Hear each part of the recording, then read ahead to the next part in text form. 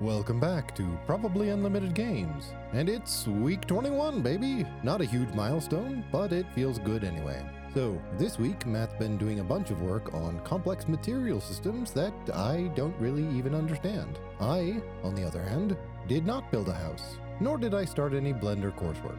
Go figure. So this week, Matt was able to complete 4 key systems: tiling variation, puddles, triplanar projection, and landscape grass types. Not necessarily core systems from a gameplay perspective, but nobody's gonna play your game if everything's perfectly flat and you can count the polygons on any given surface. Wait, boomer shooters and PS2 nostalgia bait games are the hot new thing right now?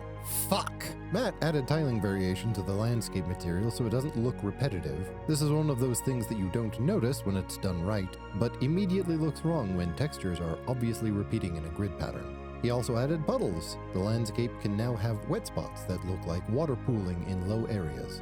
Matt also added triplanar projection to cliffs. I don't fully understand what triplanar projection is, but apparently it makes vertical surfaces not look stretched and weird.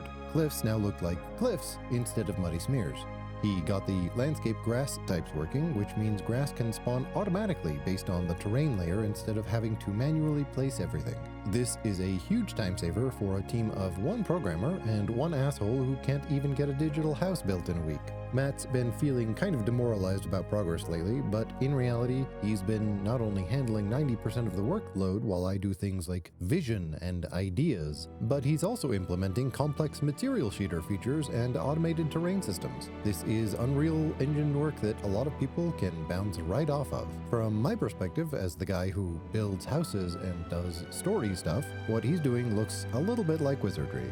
The fact that he's doing this while learning from online tutorials and implementing it at the same time is impressive, even if it doesn't feel fast to him.